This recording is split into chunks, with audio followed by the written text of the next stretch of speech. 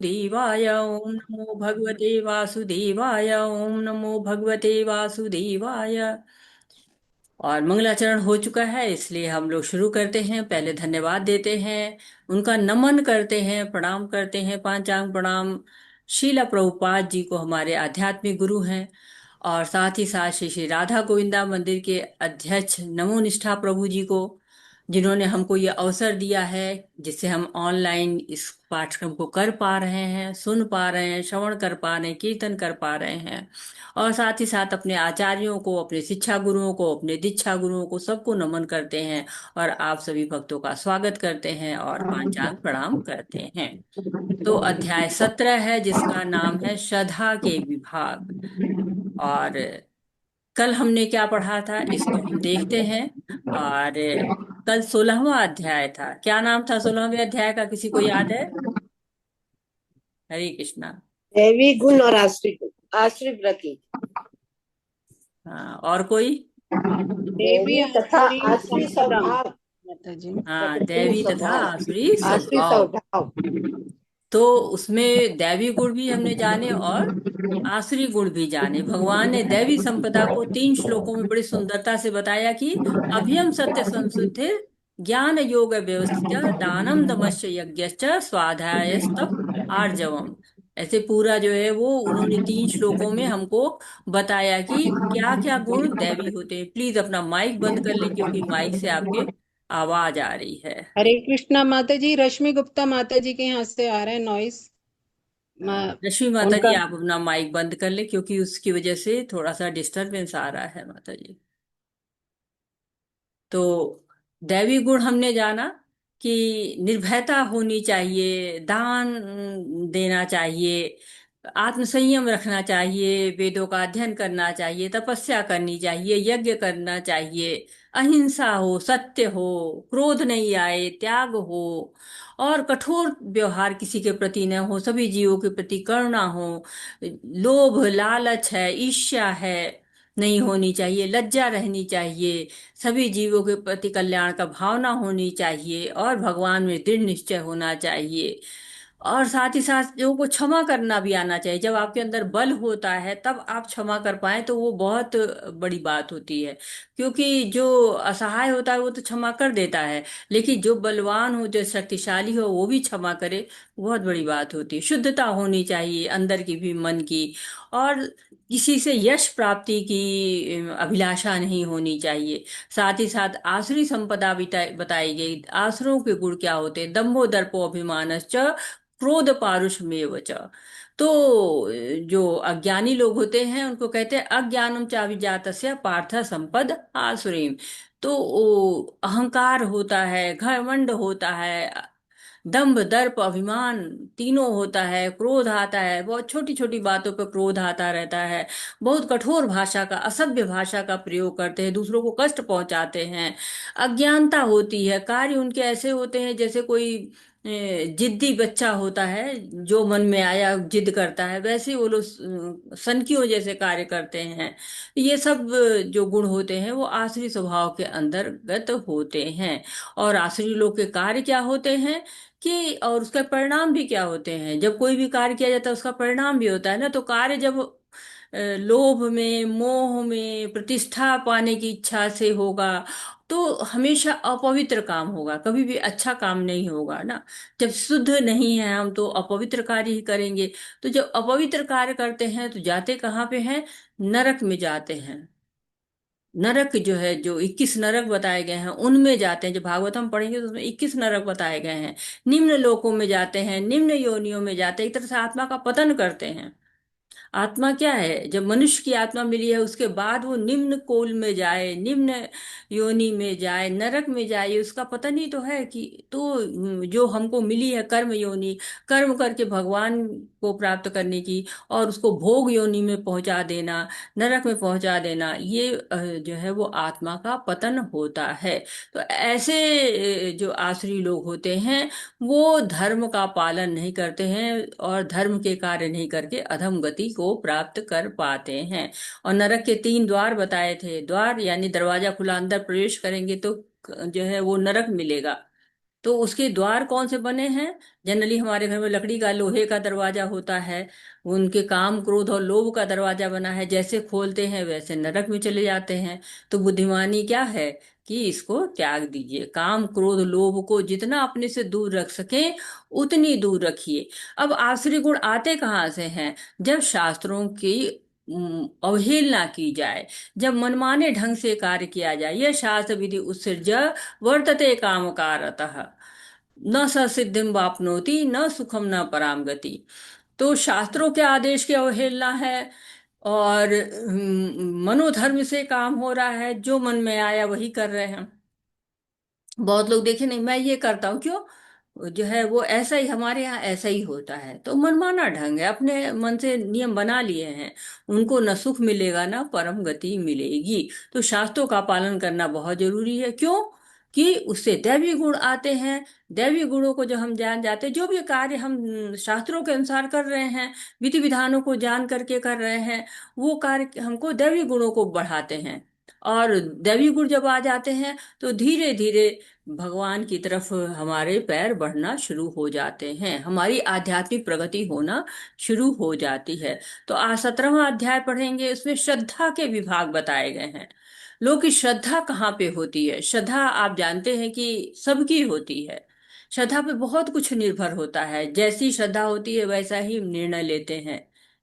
जैसे कि हम ट्रेन में बैठे हैं, तो हमारी श्रद्धा उस ड्राइवर, ट्रेन के ड्राइवर पे होती है, कि हमें विश्वास होता है कि ये हमें ले जाएगा, हमारा जो है वो गंतव्य इससे मिल जाएगा। तो ऐसा श्रद्धा होती है। डॉक्टर के पास हम जाते हैं, हमारी श्रद्धा होती है कि ये डॉक्टर हमको अच्छा ट्रीटमेंट देगा और इसकी दवा से हम ठीक हो जाएंगे। तो श्रद्धा के अनुसार हमारे कार्य भी नियंत्रित होते रहते हैं, हम उसी के अनुसार कार्य करते हैं। जो आत्मा है ना, उसके ऊपर सूक्ष्म शरीर की कवरिंग होती है। तो आत्मा तो सच्चिदानंद होती है, परंतु कवरिंग होती है, उस कवरिंग के कारण जो है वो चेतना ढक जाती है। उसी चेतना में के अनुसार ही हम कभी शास्त्र सम्मत कार्य करते हैं, कभी अशास्त्र सम्मत कार्य करते हैं, और वही हमारी मन बुद्धि सब पे प्रभाव डालता रहता है। और वो जो प्रभाव होता है वो हमारी श्रद्धा को भी जनरेट करता है, श्रद्धा भी हमारी उसी के अनुसार होती चली जाती है। तो श्रद्धा जब हमारी रहती है, शास्त्रों पर रहती है, गुरु पर रहती है, साधु पर रहती है, भक्तों पर रहती है, तो हमारे कार्य अच्छे होते हैं, हमको सदगति मिलती है, हमारी भक्ति सही होती है। लेकिन अगर हम सही गुरु का चयन नहीं करते हैं, अच्छे शास्त्रों को नहीं पढ़ते हैं, सही ढंग से नहीं पढ़ते हैं, तो हमारे सारे कार्य जो है वो श्रद्धा को गलत डायरेक्शन में, हमारी श्रद्धा गलत तरफ चली जाती है। तो यहाँ पर कह रहे हैं अध्याय 17 में, अर्जुन उवाच ये शास्त्रम विधि उत्सृज यजन्ते श्रद्धयान्विता तेषां निष्ठा तु का कृष्ण सत्यमाहो रजस्तमः। अर्जुन ने कहा, हे कृष्ण, जो लोग शास्त्र के नियमों का पालन न करके अपनी कल्पना के अनुसार पूजा करते हैं, उनकी स्थिति कौन सी है? वे सतोगुणी हैं, रजोगुणी है या तमोगुणी हैं? तो कह रहे कि चतुर्थ अध्याय के 39वें श्लोक में कहा गया, किसी विशेष प्रकार की पूजा में निष्ठावान व्यक्ति क्रमशः ज्ञान की अवस्था को प्राप्त होता है और शांति तथा संपन्नता की सर्वोच्च सिद्धावस्था तक पहुंचता है। 16वें अध्याय में निष्कर्ष निकलता है, जो शास्त्रों को नियम नहीं पालन करता है वह असुर है, जो निष्ठा पूर्वक इन नियमों का पालन करता है वह देव है। यदि कोई ऐसा निष्ठावान व्यक्ति हो जो ऐसे कतिपय नियमों का पालन करता हो जिनका शास्त्रों में उल्लेख न हो, तो उसकी स्थिति क्या होगी?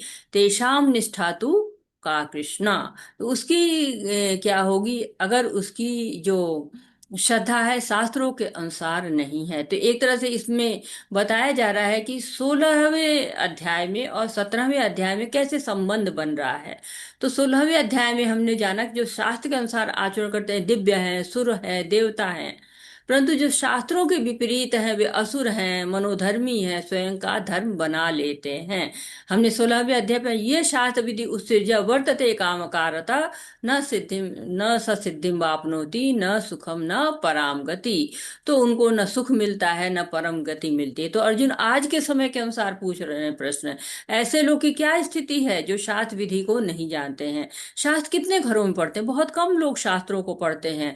जो शास्त्र नहीं पढ़ते हैं तो वो अपनी अपनी कुल परंपरा संस्कार आस्था के अनुसार अपनी पूजा करते हैं। कई लोगों ने अपने विधि विधान नियम बना लिए हैं, घर में मंदिर बना लिया, लेकिन सारे नियम शास्त्र विरुद्ध हैं। तो शास्त्र क्यों नहीं मानते हैं? दो कारण होते हैं शास्त्र को न मानने के। एक तो होता है अज्ञानता है, अज्ञानता में रहना चाहते हैं, ज्ञान में जाना ही नहीं चाहते हैं, तो अज्ञान ही है, शास्त्र पढ़े नहीं, अज्ञान है, प्रकाश नहीं मिला। और दूसरा क्या है? आलस्य, आज नहीं करेंगे कल करेंगे। तो या कभी कभी ऐसा भी होता है कि विरोध उसका होता है कि नहीं, क्यों करें, हम नहीं करेंगे, तो ये विरोध भी लोग करने लगते हैं। तो ऐसे लोग की निष्ठा क्या है? रजोगुणी है, सतोगुणी है कि तमोगुणी है? अर्जुन पूछ रहे हैं कि जिनकी निष्ठा इस तरह की शास्त्रों में नहीं है। अब कृष्ण तो सर्वाकर्षक है, जो देखेगा खिंचता ही चले जाएगा। तो काम गति कृष्णा, क्यों कृष्णा ये तुम्हारी तरफ तो खींच नहीं रहे, तो इनका क्या होगा? क्यों? कृष्ण के बारे में अज्ञानता है, या कृष्ण के बारे में आलस्य है, या विरोध है? तीनों में से कोई कारण है इनका।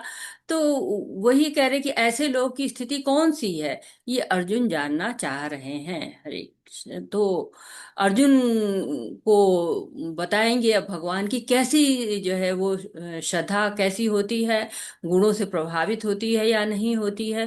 तो इसके बारे में हम आगे की ओर पढ़ते हैं। हरे कृष्णा। कोई पढ़ेगा? हाँ, हरे कृष्ण। हैंड रेस गणेश कर। प्रभु जी आप श्लोक पढ़िए और रश्मि माता जी आप अनुवाद पढ़िए। हरे कृष्ण।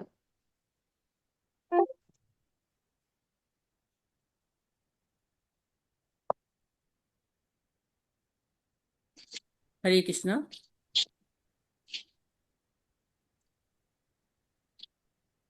मेरी आवाज आ रही है?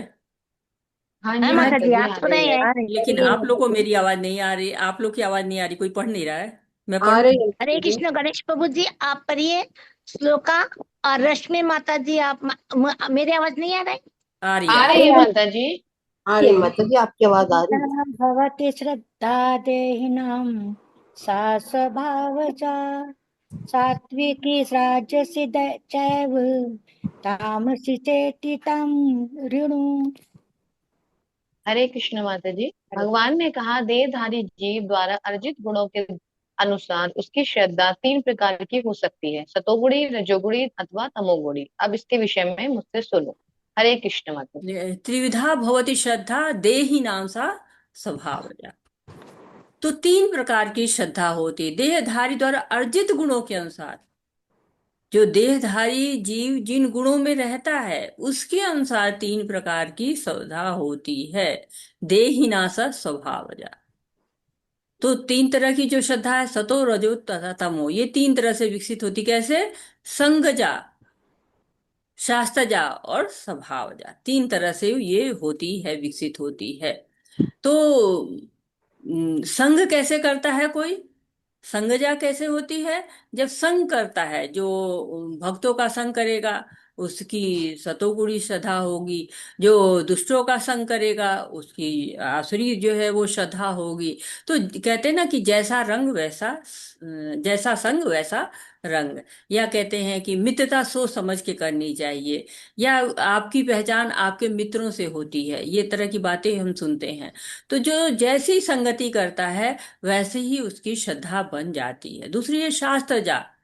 शास्त्र के अनुसार जब शास्त्र का पठन करते हैं, तो शास्त्र भी कई तरह के होते हैं, कुछ सतोगुणी होते हैं, कुछ रजोगुणी, कुछ तमोगुणी होते हैं। तो जैसे शास्त्र में श्रद्धा होगी, जैसा हम पठन करेंगे जैसे शास्त्र का, वैसे ही श्रद्धा हमारी बनती चली जाएगी। और स्वभाव हो जा, स्वभाव के अनुसार जो संस्कार हमारे अंदर होते हैं उसके अनुसार, जो हम लेके भी आते हैं, पिछले जन्म से लेके भी आते हैं, और साथ ही साथ यहाँ पर भी जो संस्कार हमको मिलते हैं उनके द्वारा जो हमारे स्वभाव का निर्माण होता है, उसके अनुसार श्रद्धा का जो है वो तीन तरह की होती है। हरे कृष्णा। हरे कृष्ण माता जी, मैं म्यूट हो गया था। पढ़िए प्रभु जी, पढ़िए। पढ़िए पढ़िए प्रभु हरे जी। कृष्ण। सत्वानुरूपा सर्वस्य श्रद्धा भवति भारत, श्रद्धामयोऽयं पुरुषः यो यश्रद्धः स एव सः। हरे कृष्ण। हरे कृष्णा। हे भारत पुत्र, विभिन्न गुणों के अंतर्गत अपने अपने अस्तित्व के अनुसार मनुष्य एक विशेष प्रकार की श्रद्धा विकसित करता है। अपने द्वारा अर्जित गुणों के अनुसार ही जीव को विशेष श्रद्धा से युक्त कहा जाता है। हरे कृष्ण। हरे कृष्णा। तो हम अगर अश्वत्थ वृक्ष की बात करें, तो क्या होता है कि हमारी जो आनंद करने की मानसिकता होती है वो बीज ही होता है। पेड़ क्या होता है, भौतिक जगत होता है। तो 15वें अध्याय में हमको इसके बारे में बताया गया था कि भौतिक जगत को पेड़ की तरह बताया गया था। और 14वें अध्याय में हमको बताया गया कि इसको, पेड़ को पोषण कैसे मिलता है, तो 3 गुणों से मिलता है। तो 16वें अध्याय में उसका 2 तरह के लोगों का वर्णन हुआ, दैवी स्वभाव और आसुरी स्वभाव, फल आ गया उस पेड़ में। और इस अध्याय में जो दैवी और आसुरी लोग के मध्य में जो है, उनका वर्णन यहाँ पे हो रहा है। मतलब कुछ लोग पूरे दैवी और कुछ लोग पूरे आसुरी, उनके बीच में भी कुछ लोग होते हैं ना, जो कि न पूरी तरह दैवी होते हैं, न पूरी तरह से आसुरी होते हैं। ऐसे लोग शास्त्रों को न माने ये भी जरूरी नहीं होता है। हो सकता है शास्त्रों को मान भी रहे, लेकिन उनकी श्रद्धा उस शास्त्र के अनुरूप पूरी तरह से नहीं हो पा रही हो।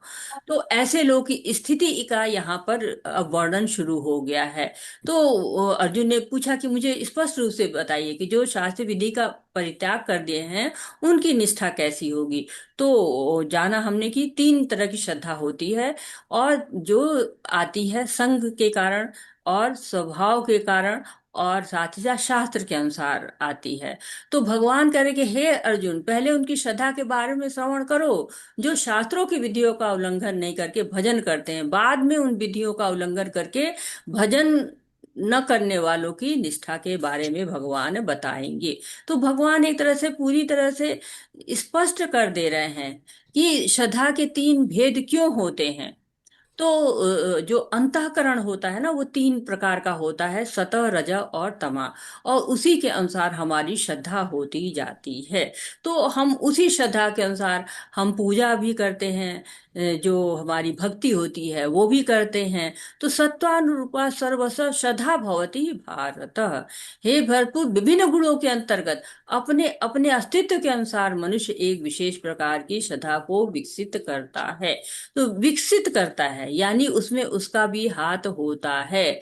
प्रकृति के अनुसार उसका अस्तित्व है ही है, और उसके अनुसार वो अपने जो श्रद्धा होती है उसको विकसित करता जाता है, एक विशेष प्रकार की श्रद्धा को विकसित करता है। तो एक तरह से ये श्लोक हमको बता रहा है कि हमारे जीवन में श्रद्धा एक विशेष प्रकार का रोल करती है। जो कुछ भी कम है हम हैं, वो हमारी श्रद्धा पर ही निर्भर होता है। और कहते हैं जैसे कोई व्यक्ति रुपए के बारे में नहीं जानता है, उसको पता ही नहीं रुपया क्या होता है, तो उसको अगर रुपया दे दिया जाए, उसने महीने भर काम किया, उसको रुपया पकड़ा दिया जाए, तो कहेगा ये क्या हमको दे दिया है, कागज का टुकड़ा पकड़ा दिया। हमको अनाज देते, हमको कुछ पशु देते, हमको कुछ पहनने के कपड़े देते, तो ये रुपए का लेके मैं क्या करूंगा। लेकिन अगर कोई व्यक्ति रुपए के बारे में जानता है, तो सोचेगा कि अच्छा ये रुपया है, इससे तो मैं अपनी मन चाही चीजों को खरीद सकता हूँ। वैसे ही जो भगवान के बारे में जानता है, शास्त्रों के बारे में जानता है, वो जानता है कि मुझे ये भौतिक चीजें तो अपने आप ही मिल जाएंगी, मुझे इन भौतिक चीजों के लिए क्या प्रयास करना है, भक्त ये जानता है। लेकिन जिसको भगवान के बारे में नहीं पता होता है, वो नहीं जानता है, वो उसको रुपए का वैल्यू पता ही नहीं रहता है कि हाँ इस रुपए से क्या हमको मिल सकता है। तो श्रद्धा कोई भौतिक चीज नहीं है, जैसे मेज है, कुर्सी है, वो नहीं। श्रद्धा क्या है, वो अंदर से आती है, अंदर से प्रकट होती है, उसका पोषण करना पड़ता है। जैसे हमारी दूध वाले पर श्रद्धा होती है कि सही दूध देगा, क्योंकि उसने आज तक सही दूध दिया है। तार्किक श्रद्धा है, तर्क पे आधारित है कि आज तक उसने सही दूध दिया है तो आगे भी देगा। हमारी ड्राइवर पर श्रद्धा होती है, इतने दिन से गाड़ी चला रहा है तो आज भी यही जो है बढ़िया से हमको पहुंचा देगा। तो प्रश्न ये नहीं कि श्रद्धा सही है कि गलत, बल्कि ये है कि श्रद्धा हर एक की श्रद्धा होती है, सबके अंदर जो है वो श्रद्धा का जो है वो रहता है, बीज रहता है। और ये जो गुण होते हैं ना, ये हमारे हृदय तक को प्रभावित करते हैं, और जिस गुण के संपर्क में हम रहते हैं वही हृदय में स्थित हो जाता है, वैसी ही श्रद्धा होती जाती है। जैसी इच्छा करते वैसी संगति होती जाती है। तमोगुणी, सतोगुणी, रजोगुणी हम बनते जाते हैं। हम सतोगुणी बनते हैं तो सारे कामों को क्या करते हैं, कर्तव्य समझ के करते हैं। जो रजोगुणी श्रद्धा होती है तो इच्छा के अनुसार कार्य करते हैं कि मेरी ये इच्छा हम करेंगे। और जो तमोगुणी होते हैं वो डर से, पागलपन से, मूर्खता से कार्य करते हैं। और हम सब जानते हैं कि शुद्ध सतोगुणी जो होता है वो दिव्य होता है, प्रेम करता है, किसे, भगवान से प्रेम करता है।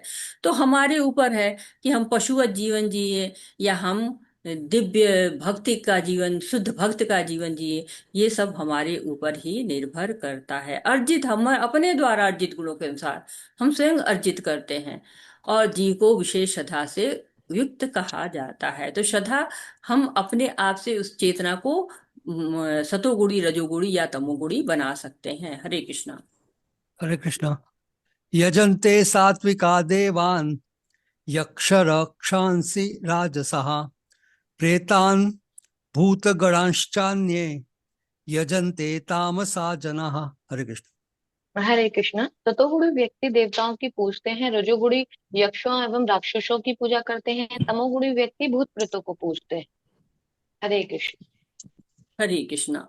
तो कह रहे हैं कि जैसी श्रद्धा होती है वैसी ही हमारी भक्ति होती है, वैसी ही हमारी पूजा होती है। जो सतोगुणी होते हैं वो देवताओं की पूजा करते हैं, जो रजोगुणी होते हैं वो किसकी पूजा करते हैं, वो यक्षों राक्षसों की पूजा करते हैं। जो तमोगुणी होते हैं वो भूत प्रेतों की पूजा करते हैं।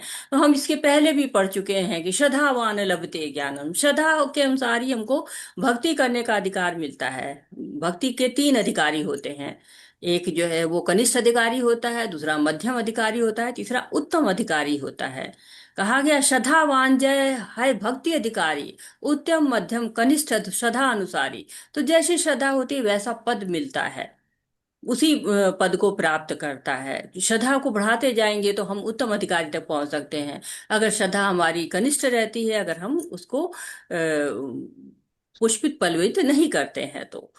और हम 9वें अध्याय में पढ़ चुके हैं, यान्ति देवव्रता देवान पितृयन्ति पितृव्रता भूतानि यान्ति भूतेजा यान्ति मद्या जिनोपि माम। तो जैसी हम पूजा करेंगे वैसी हमारी गति होगी। अगर हम देवताओं को पूजते हैं, देवताओं के लोक में पहुंच जाएंगे, यान्ति देवव्रता देवान। और पितरों को पूजेंगे तो पितृ लोक में पहुंच जाएंगे, भूतों को पूजेंगे तो भूत लोक में पहुंच जाएंगे। और जो भगवान की पूजा करता है वो भगवान के यहाँ पहुंचता है। तो जैसी पूजा हम करेंगे वैसी हमको गति भी प्राप्त होती है। हरे कृष्णा। हरे कृष्णा। अशास्त्र विहितं घोरं तप्यन्ते ये तपो जनाः दम्भाहंकार संयुक्ताः कामराग बलान्विताः कर्षयन्तः शरीरस्थं भूतग्राममचेतसः मां चैवान्तः शरीरस्थं तान् विद्धया सुरनिश्चयान्। हरे कृष्ण। हरे कृष्ण माता जी। जो लोग दंभ तथा अहंकार से अभिभूत होकर शास्त्र विरुद्ध कठोर तपस्या और व्रत करते हैं, जो काम तथा आसक्ति द्वारा प्रेरित होते हैं, जो मूर्ख हैं तथा जो शरीर के भौतिक तत्व तथा शरीर के भीतर स्थित परमात्मा को कष्ट पहुंचाते हैं, वे असुर कहे जाते हैं। हरे कृष्ण माता जी। हरे कृष्णा।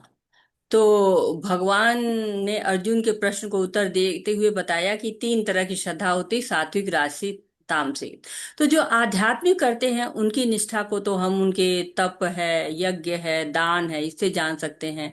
लेकिन जो लोग पूजा व्रत में श्रद्धा नहीं रखते हैं उनके बारे में यहाँ बात करें कि जो लोग दंभ तथा अहंकार से अभिभूत होकर शास्त्र विरुद्ध कठोर कठोर तपस्या और व्रत करते हैं। यानी उनकी तपस्या कैसी होती है, कठोर होती है, अशास्त्र विहित होती, घोरम तप्यन्ते। तप कैसा होता है, घोर होता है। तो अभी तक शास्त्रीय विधि की बात हो रही थी कि शास्त्रीय विधि से जो लोग पूजा करते हैं, अब अशास्त्रीय विधि से विपरीत ढंग से पूजा करते हैं कुछ लोग। जैसे जीभ काट कर कुछ लोग चढ़ा देते हैं, जलते कोयले पर लेट जाते हैं। तो चौथे श्लोक में बात की यजनते, पूजा करते हैं लोग, और यहाँ पे क्या कहा जाए, तपयन्ते, तप करते हैं।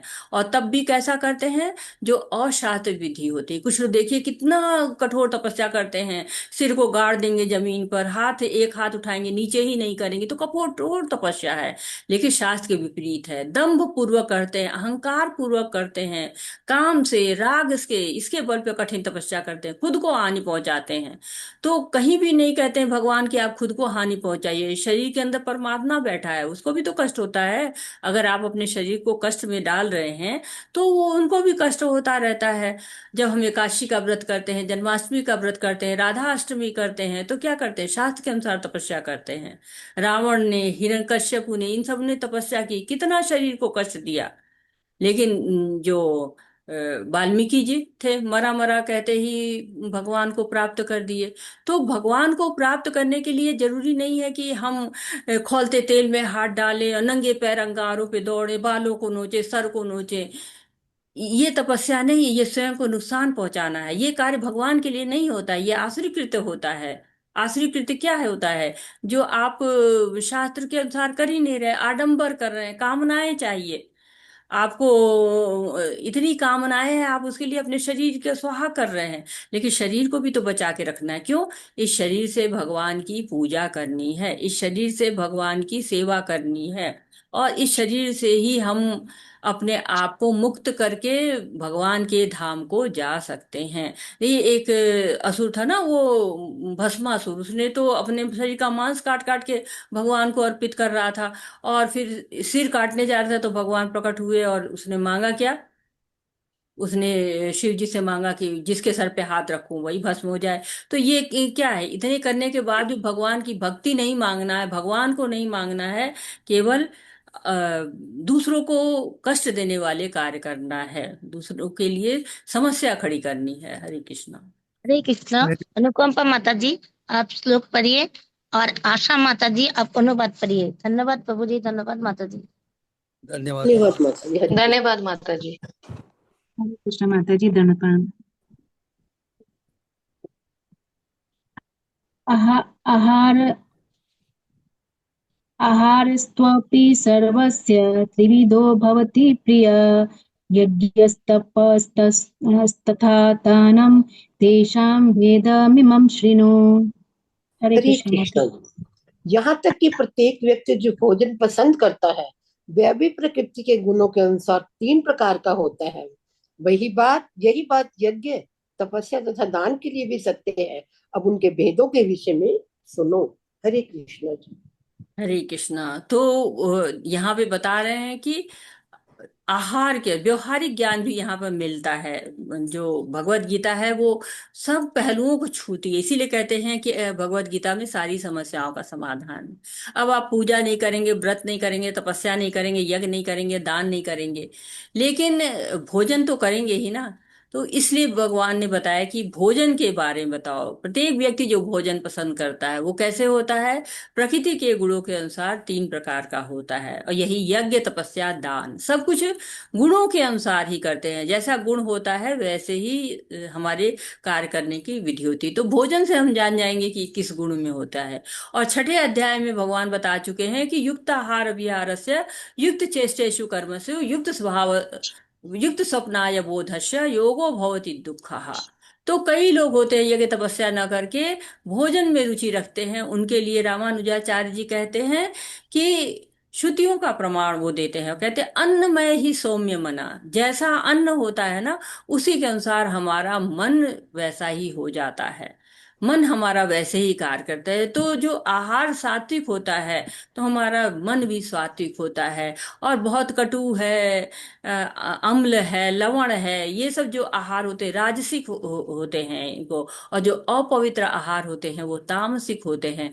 और जो शास्त्र के अनुसार खाद्य पदार्थ होता है वो निर्गुण होता है, बिना गुण के होता है। उसके अंदर किसी तरह का गुण नहीं पाया जाता है। गुण का मतलब ये नहीं कि स्वाद नहीं है, स्वाद होता है लेकिन बंधन नहीं होता है। आहार शुद्धो सत्य शुद्धि, दूसरी बात कही रामानुजाचार्य ने। एक तो उनका अन्नमय ही मयम ही सौम्य मना, मन सौम्य हो जाएगा अगर अन्न आपका जो है वो सौम्य होगा तो। और आहार शुद्ध हो सत्य विधि, अगर आहार शुद्ध हो जाता है तो अंतःकरण भी हमारा शुद्ध हो जाता है। हरे कृष्णा। आयु सत्व बल आरोग्य सुख प्रीति विवर्धना। नस्या स्निग्धा स्थिरा युद्धा आहारा सात्विक प्रिया। हरे कृष्ण माता जी। जो भोजन सात्विक व्यक्तियों को प्रिय होता है वे आयु बढ़ाने वाला, जीवन को शुद्ध करने वाला तथा बल, स्वास्थ्य, सुख तथा तृप्ति प्रदान करने वाला होता है। ऐसा भोजन रस में स्निग्ध, स्वास्थ्यप्रद तथा हृदय को भाने वाला होता है। हरे कृष्ण जी। हरे कृष्ण। तो ऐसा जो होता है सात्विक भोजन, वो आयु को बढ़ाता है, जीवन को शुद्ध करता है, बल देता है, स्वाद देता है, स्वास्थ्य देता है, सुख देता है, तृप्ति देता है। तो ये ऐसे आहार कौन कौन से आहार होते हैं, कौन से आहार होते हैं जो इस तरह की आपको सुविधा देते हैं? हरे कृष्णा।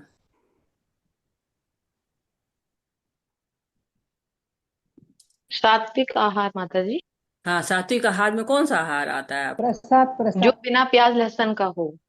बिना प्याज लहसुन का, और भगवान का साथ प्रसाद। में भगवान का उच्छिष्ट भगवान माता को जी। चढ़ाकर उसके बाद उसको ग्रहण करो। जी हाँ, मीठे फलों का रस। बिल्कुल बिल्कुल। तो भगवान को क्या पसंद है? 9वें अध्याय में क्या कहा भगवान ने, क्या पसंद है भगवान को? पत्रम हरे फूलम कृष्ण हम माता जी। फूल पत्रम पुष्पम फलम पत्रम तो पुष्पम यो फलम। मे भक्त्या प्रयच्छति जी तदहं बिल्कुल भक्त्युपहतश्नामि प्रतात्मना। बिल्कुल, बहुत सुंदर बात है जी। तो पत्रम पुष्पम फलम तो ये व्योमा भक्त्या प्रचति। तो भगवान क्या खाते हैं? पत्ता खाते हैं, पालक है, बथुआ है, गोभी है, ये सब क्या है? पत्रम पुष्पम। जैसे फूल हम खाते हैं ना, कद्दू के फूल खाते हैं, सहजन के फूल खाते हैं, गोभी का फूल खाते हैं। कुछ फल खाते हैं हम, टमाटर है, भिंडी है, कद्दू है। कुछ अनाज खाते हैं, गेहूं है, दाल है, बाजरा है, गुड़ है, ये सब जल पीते हैं हम। भगवान को यही सब पसंद आता है। तो भगवान ये चीजें पसंद करते हैं, तो यही हमको भी खाना चाहिए। जब ऐसा भोजन हम खाते हैं तो क्या होता है? वो सात्विक भोजन होता है, सात्विक लोगों को प्रिय होता है, सुख प्रीति वर्धना, सुख देता है भगवान के प्रति, आरोग्य रखता है, निरोगी रखता है, आयु को बढ़ाता है। जब शरीर में हम कष्ट होगा तो कैसे भगवान की सेवा करेंगे? होता है ना, जैसे ही कष्ट होता है तुरंत बुखार हुआ, बेड पकड़ लिए, हो गई भगवान की सेवा। जपा भी नहीं ठीक से हो पा रहा। कई लोग कहते हैं ना, तबीयत नहीं ठीक है, कैसे जपा करे, बैठ नहीं पा रहे, कैसे जपा करे? तो इस शरीर को शुद्ध रखना है। कैसे होगा शुद्ध रखेगा? आयु कैसे अच्छी होगी? सादा सुपाच्य भोजन करना है, और क्रिस्टेटेरियन बनना है। कृष्णा का जो उच्छिष्ट खाना है, कहा गया ना पहले, यज्ञाशिष्टा सिना संतो मुच्यन्ते सर्पिल विशो भजन्ते ते त्वघम पापम ये पंचनाथ कारणात्। तो यज्ञ शिष्टा जब खाते, जो संतों ने छोड़ा हुआ, जो नारद जी थे, नारद जी छोटे से थे, 5 साल के बच्चे थे। उनके यहाँ वेदांती आए, उनको उन्होंने सेवा किया, उनसे पूछ के उच्छिष्ट खाया उनका, और उस उच्छिष्ट को खा के, और उन्होंने भगवान का दर्शन प्राप्त किया। इसी तरह से बलि महाराज ने अपने शरीर को ही धर्म के साधन के रूप में उपयोग कर दिया। तो शरीर बहुत उपयोगी होता है, उसको बचा के रखना। कलयुग में कहते हैं ना कि हमको 1/4 उन चीजों को खाना चाहिए जो कि हमारे शरीर को मेंटेन करें। 3/4 चीजें ऐसी खाते हैं जो कि डॉक्टर को मेंटेन करें। तो आजकल यही चलता रहता है ना, 1/4 चीजें हमारे शरीर को मेंटेन करती, 3/4 चीजें हमारी बीमारी को ले आती हैं, जिससे हमें डॉक्टर के पास जाना पड़ता है। अगर हम ये सोच के खाएं कि भगवान पचाते हैं इस भोजन को वैश्वानर के रूप में, तो हम सात्विक भोजन खाएंगे। तो इसका कैसे होगा निवारण? कि कुसंग नहीं रहना चाहिए। मित्रगण हमारे ऐसे होंगे जो सात्विक भोजन नहीं करते हैं, तो वो आपको उल्टे सीधी चीजें खिलाएंगे। शिक्षा नहीं, अज्ञानता है, कुशिक्षा जिसको बोलते हैं, तो वो हमको गलत चीजों, हमको पता ही नहीं है। डॉक्टर आयुर्वेद भी कहता है कि आप जो है वो सिंपल खाना खाइए, अच्छा खाना खाइए, सादा खाना खाइए, सतोगुणी भोजन करिए। लेकिन कुसंस्कार है, संस्कार ही अच्छे नहीं है, तो कैसे अच्छा भोजन करेंगे? तो हमारे भोजन हमको हमारी जीवन की जो गति होती है उसको प्रभावित करते रहते, इसलिए हमें उचित सात्विक भोजन खाना चाहिए। हरे कृष्णा। कटौ अम्ललवणात्युष्ण तीक्ष्णरूक्षविदाहिना आहारा राजसश्रेष्ठा दुःखशोकामय दुःखशोकामयप्रदाः। हरे कृष्ण माता जी। अत्यधिक तिल, खट्टे, नमकीन, गरम, चटपटे, शुष्क तथा जलन उत्पन्न करने वाले भोजन रजोगुणी व्यक्तियों को प्रिय होते हैं। ऐसे भोजन दुख, शोक तथा रोग उत्पन्न करने वाले हैं। हरे कृष्ण। हरे कृष्ण। तो यहाँ पर क्या बताया कि राशि भोजन जीभ में, कंठ में, पेट में एकदम अपच करते हैं। पेट में गर्मी, ज्वाला सी, अशांति, इधर उधर हिलेंगे, परेशान होंगे, नाना प्रकार के रोग होंगे, और धर्म के कार्य में भी अरुचि होगी। जब मन शुद्ध नहीं होता है, स्वस्थ नहीं होता है, तो अरुचि होती, हर कार्य में अरुचि होती है। अति 7 चीजों के साथ जोड़ी गई है। कहते अति कटु क्या होता है, नीम है, करेला है। अति अम्ल क्या होता है, नींबू है, छाछ है, इमली है। अति लवण, नामकीन, दालमोट, ऐसे चीजें। अति उष्ण क्या होता है, चटपटा। अति रुक्ष, हींग आदि। और अति दाहकारी, भुनी चीजें, जो भुना चना है, भुनी चीजें जो सत्तू है, इस तरह की। तो इनको अति नहीं करनी है, इनको थोड़ा थोड़ा खाना है। ऐसा नहीं कि नहीं खाना है, थोड़ा सा खाना है, थोड़ा खाइए। कहते हैं, अति का भला न बोलना, अति की भली न चूप, अति का भला न बरसना, अति की भली न धूप। तो अति सर्वत्र वर्ज्यते, हर जगह अति मना किया गया है। और इसके बाद से बताया गया है कि तामस भोजन के बारे में अब हम पढ़ेंगे। हरे कृष्णा। यातयामं गतरसं पूत यातयामं गतरसं पूतिपर्युषितं च यत् उचिष्ट उचिष्टमपि चामेद्यं भोजनं तामस प्रियम। हरे कृष्ण माता जी। खाने से 3 घंटे पूर्व पकाया गया, स्वादहीन, योजित एवं सड़ा, जूठा तथा अस्पृश्य वस्तुओं से युक्त भोजन उन लोगों को प्रिय होता है जो तामसी होते हैं। हरे कृष्ण जी। अब तामसी लोग का भोजन कैसे होता है, यात यामम गत रसम। मतलब ये जो भोजन है ये बहुत पहले से बना है, एक प्रहर का पहले से बना हुआ, ठंडा हो गया। गत रसम, रस समाप्त हो गया है, बासी हो गया है। पूती, दुर्गंध आ रही है उसमें। अमेध्यम, अपवित्र हो गया, मक्खी मच्छर बैठे हैं। लोग सड़क पे तरह तरह के ठेले लगे रहते हैं, उस पे नीचे नाला बह रहा है, ऊपर से ठेले लगे, लोग उसमें खाए जा रहे हैं चाट पकौड़े। उच्च श्रम, जूठा है, जानवर सूंघ लिया, तो ये सब तमोगुणी है। तो तमोगुणी लोग कुछ भी खा लेते हैं, मध्यम लोग तो जीव के लिए खाते हैं, सतोगुणी शरीर के लिए खाते हैं, और तमोगुणी को जो मिले वही खा लेते हैं। तो भगवान को भोग करके खाना, अर्पित करके उनको खाना, वो भोजन शुद्ध होता है, शरीर को ठीक रखता है। लेकिन बिना अन्न जो है को भगवान में अर्पण किए, बिना जल को अर्पण किए, तो बहुत पद्म पुराण में कठोर शब्द इस्तेमाल किया गया है कि वो अन्न जो बिना अर्पण किए खा रहे हैं विष्टा है, और जल जो है मूत्र के समान है, ये पद्म पुराण कहता है। अन्न विष्ठा जलम मूत्रम यद विषोणम निवेदनम। अगर निवेदन किए बिना अगर आप विष्णु को खा रहे हैं तो खाना क्या है हमको, पत्रम पुष्पम फलम तोयम यो माँ भक्त्या प्रयच्छति। कृष्णटेरियन बनना है, न वेजिटेरियन न नॉन वेजिटेरियन, हमको कृष्णटेरियन बनना है। हरे कृष्णा। हरे कृष्ण। माधुरी माता जी आप श्लोक पढ़िए और रेणु माता जी आप अनुवाद पढ़िए। हरे कृष्ण। धन्यवाद माता जी, बहुत बहुत धन्यवाद। धन्यवाद माता जी। हरे कृष्ण। अफलकांक्षी में यज्ञः विधि विद्दिष्टो युज्यते द्रष्टव्यम् एति मना समादाय सा सात्विकाः। हरे कृष्ण। हरे कृष्णा। यज्ञों में वही यज्ञ सात्विक होता है जो शास्त्र के निर्देशानुसार कर्तव्य समझकर उन लोगों के द्वारा किया जाता है जो फल की इच्छा नहीं करते। हरे कृष्ण माता जी। हरे कृष्ण। तो 3 तरह के अब यज्ञ के बारे में बताया जा रहा है, सात्विक, राजसी और तामसिक। तो अफलाकांक्षणी, बिना फल की आकांक्षा के। तो 3 गुणों में जो यज्ञ होते हैं उसमें सतोगुणी का वर्णन है कि कैसे करते हैं, कर्तव्य के रूप में करते हैं। कि मनुष्य के जन्म मिला है तो हमारा कर्तव्य है कि हम यज्ञ करें, हमको यज्ञ करने का अधिकार मिलता है वर्णाश्रम धर्म के अनुसार।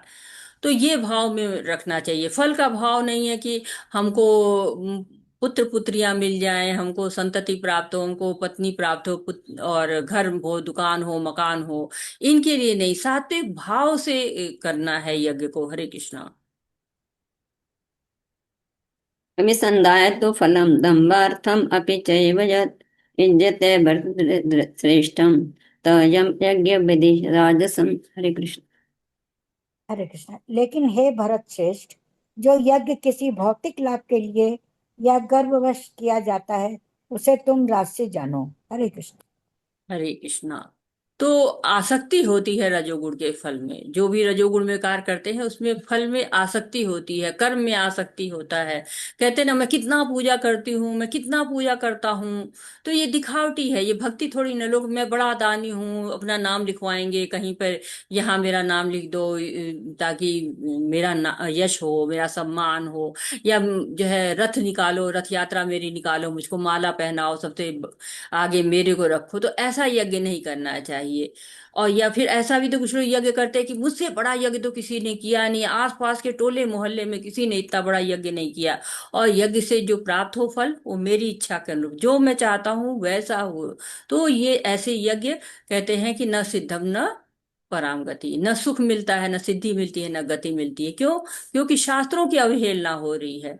अब देखिए वैज्ञानिक लोग भी यज्ञ को तो समर्थन करते हैं कि हाँ यज्ञ करने से लाभ होता है। यज्ञ करने से लाभ क्या होता है कि जो आहुति पड़ती है उससे आदित्य की किरणें बलशाली हो जाती हैं, जो सूर्य भगवान की किरणें बलशाली होती तो अच्छी वर्षा होती है। तो यज्ञ अवश्य करना चाहिए। तीसरे अध्याय में भी हम यज्ञ चक्र के बारे में पढ़ चुके हैं, लेकिन तमोगुणी का यज्ञ कैसा होता है ये हम पढ़ते हैं। हरे कृष्णा। हरे कृष्ण।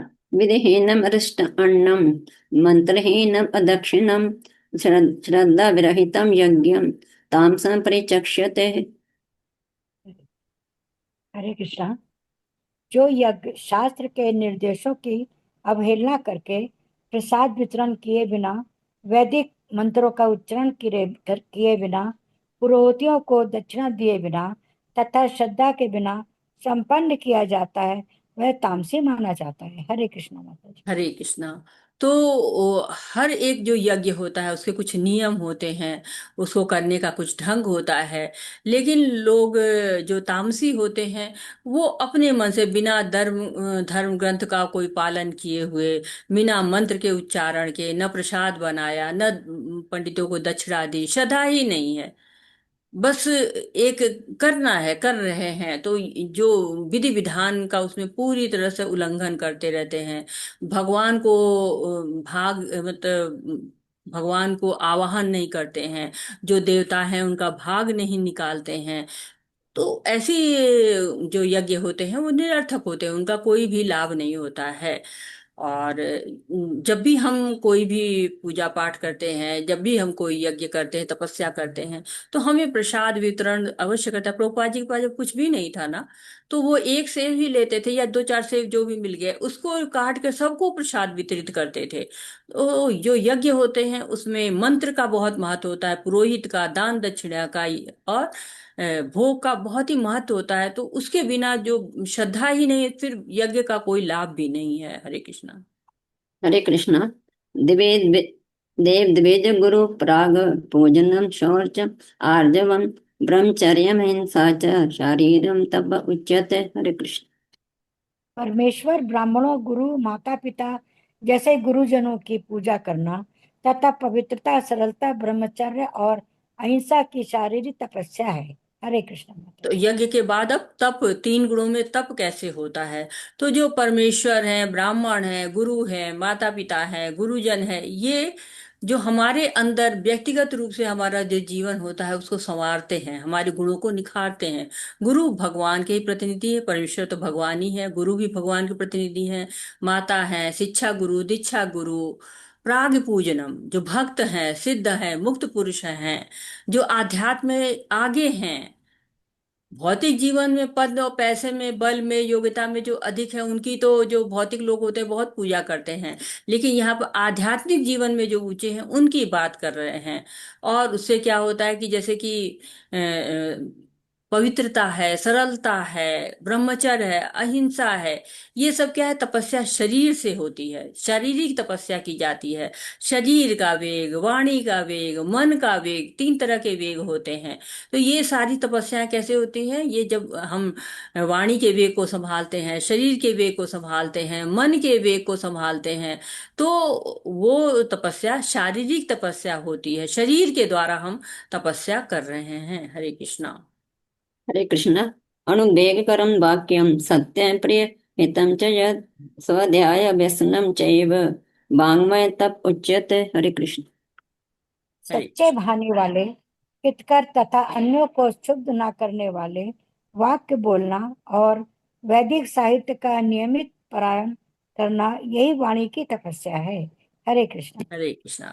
तो अभी तक शरीर की तपस्या बताई जा रही थी, जिसमें कहा गया कि पवित्र रहना है, सरल रहना है, ब्रह्मचर्य का पालन करना, अहिंसा का करना है। और अब यहाँ वाणी की तपस्या बोली जा रही। वाणी की तपस्या में क्या होता है? सच्चे बोल बोलिए, मन को भाने वाले बोल बोलिए, हितकर बोलिए, कठोर शब्द को मत बोलिए, और वैदिक साहित्य का नियमित पाठ करें। जब हम शास्त्रों का पाठ करते हैं ना, तो हमारी वाणी वैसे ही ठीक हो जाती है, हम कभी गलत वाक्य नहीं बोलते। लोग देखिए आजकल बहुत ही ज्यादा प्रचलित है, छोटी छोटी बातों में व्यंग करेंगे, दूसरों पे कमेंट करेंगे जो दूसरों को दुखी करेगा। तो वो क्यों ऐसा करते हैं? उनको लगता है कि हम ज्यादा समझदार हैं, हम ज्यादा चालाक हैं। तो व्यंग करने का मतलब ये नहीं कि आप ज्यादा समझदार हैं। दो लोगों को केवल डांटने का अधिकार होता है, एक गुरु को होता है और दूसरे माता पिता का होता है। और किसी को डांटने का अधिकार नहीं है। और माता पिता अपने बच्चों को डांट सकते हैं, लेकिन सारे बच्चों को नहीं डांट सकते। ऐसा नहीं कि सारे बच्चों को डांटने लगे। और जब भागवतम में भी विदुर धृतराज से कहते हैं कि भौतिक बंधन छोड़ो, लेकिन ऐसा नहीं कहा कि विदुर गए और वहां का कि चलो छोड़ो सब, चलो हमारे साथ। उपदेश दी, अच्छी सलाह दी, और तब उनको उस आसक्ति से आगे निकाल कर ले आए, और उनको आगे निकाल के कहा कि हाँ चलो। तो अधिकारी तीसरा होता है, जहाँ पे आप काम करते हैं वो भी आपको समझा सकता है। तो आसक्ति छोड़ने के लिए हम समझा विदुर जी, लेकिन उपदेश नहीं दिए। वैसे ही व्यंग नहीं करना चाहिए किसी पर, किसी को उद्विग्न नहीं करना चाहिए, निंदा चुगली नहीं करना चाहिए, भगवान की बातें करनी चाहिए, कीर्तन करना चाहिए। प्रभुपाद जी भागवतम पढ़ाते थे ना, तो पहले श्लोका पढ़ते थे, फिर ब्लैक बोर्ड पर लग के सबको पढ़ाते थे। तो ये जो शास्त्र पढ़े जाते हैं ना, ये भी एक तप ही होता है। हरे कृष्णा। हरे कृष्णा। हरे कृष्णा। ईश्वर माता जी, ईश्वरी माता जी आप श्लोक पढ़िए, और प्रभा माता जी आप अनुवाद पढ़िए। हरे कृष्ण माता जी, धन्यवाद। हरे कृष्ण। धन्यवाद माता जी, सादर प्रणाम माता जी। मनः प्रसाद सौम्यत्वं, मौनम् आत्मा विनिग्रह, भाव संशुद्धिरिति एतत् तपः मानसमुच्यते। हरे कृष्ण।